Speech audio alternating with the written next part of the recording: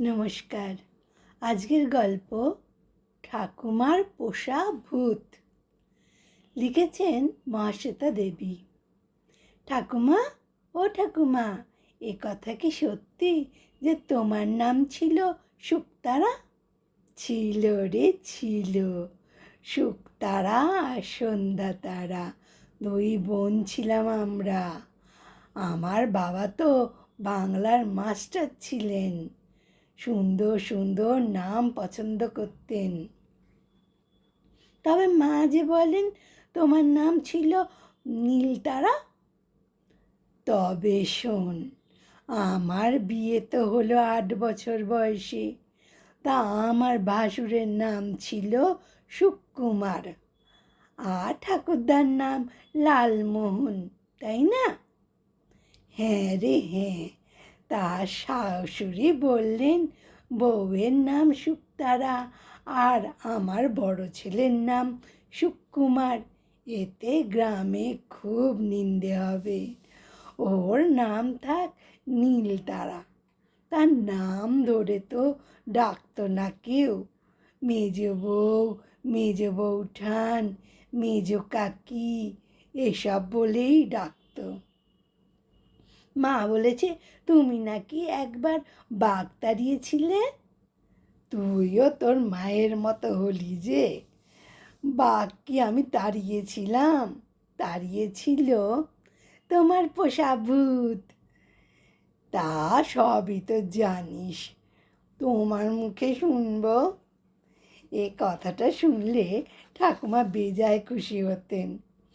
আমার ঠাকুরদা চুরুট মুখে দিয়ে কাগজে শব্দ ধাঁধা করতেন, বই পড়তেন, ছড়ি হাতে পদ্মার ধারে বেড়াতে যেতেন।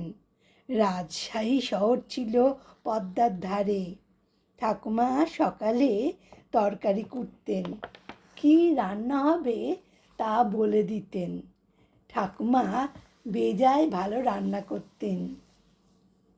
তবে আমার বাবা কাকারা জেদ করলে অথবা বায়না করলে আশ্চর্য সব রান্না সেরে ফেলতেন। তরকারি কুটেই স্নান করতেন, তারপর পেয়ারা গাছের নিচে বাঁধানো চাতালে বসে বাংলা কাগজ পড়তেন। কাগজটা পড়া হলে আমরা গল্প বলার জন্য জেদ করতাম। বাড়ির ভেতরে কত না গাছ, বাঁধানো চাতাল, রান্নাঘর, খাওয়ার দালান, ভাঁড়ার ঘর, সেসব একতলা দালানি। মুখোমুখি আমাদের থাকার ঘর, তারপর সিঁড়ির ঘর, সেখান দিয়ে সিঁড়ি উঠে গেছে ছাতে। ছাতে বসে থাকতে খুব ভালো লাগতো। এত বড় ছড়ানো বাড়ি, থাকেন দুই বুড়ো বুড়ি। সবাই বলতো আপনার ভয় করে না? ঠাকুমা হেসে বলতেন আমার পোষা ভূতরা আছে, তারা সব পাহারা দেয়। ওর পোষা ভূতই নাকি বাঘ তাড়িয়েছিল। ঠাকুমার বিয়ে হয় 8 বছর বয়সে। রাজশাহী শহরের মেয়ে, বিয়ে হলো সুদূর গ্রামে। পদ্মা নদীতে নৌকো চেপে যেতে হয়। ছোট্ট মেয়ে কাঁদবে বলে সঙ্গে গিয়েছিল ওর ঝি মনোরমা। তাকে সবাই মনামা বলতো। দেশে তো সব অন্যরকম। বাড়ি থেকে অনেক দূরে বাঁশের তৈরি শৌচালয়। ঠাকুমা খুব ভয় পেতেন। তখন মনামা বোঝালেন, দেখ, তোকে দেখবে শুনবে বলে আমি কয়েকটা বাচ্চা ভূত এনেছি। না না, দেখলে ভয় পাবি না, সব ছোট ছোট ভূত। ওরা তোর কাছেই থাকবে, তোর সঙ্গে খেলবে, গাছ থেকে ফল পেড়ে দেবে, তুই ভয় পেলে তোকে দেখবে। আমাকে ভয় দেখাবে না? কখনো না। কোথায় তারা? খড়ের চালে উঠে গেছে, খড়ের মধ্যে ঘুমোচ্ছে। শুনতে শুনতে বললাম, ও ঠাকুমা, অত দূর দেশে যে গেলে তুমি কাঁদতে না? ঠাকুমা হেসে বললেন, আমার শাশুড়ি আমাকে কোলে বসিয়ে ভাত খাওয়াতেন, হাট থেকে খেলনা আনিয়ে দিতেন, পাড়ার ছোট মেয়েদের ডাকতেন, আমার সঙ্গে খেলা করতো ওরা। মন খারাপ করার সময় কোথায়? তোমার ভূতেরা? দেখতাম গাছের কত উঁচুতে জাম, জামরুল, পেয়ারা, কত কি। মনে মনে বলতাম, তোমরা কোথায়? আমি কি এসব পারতে পারি? আর অমনি গাছপালার ভেতর দিয়ে বাতাস বয়ে গেল, আর গাছের নিচে ফলের পাহাড়। কি ভালো! সেসব ভূতরা এখন কোথায়? আমার কাছেই আছে। এত বড় বাড়ি, দালান, গাছপালা, ওরাই সব দেখে শুনে রাখে। আমি তো দেখিনি। ওরা তোদের দেখে শুনে রাখে। যাকে, তুমি বাঘের গল্প বলো।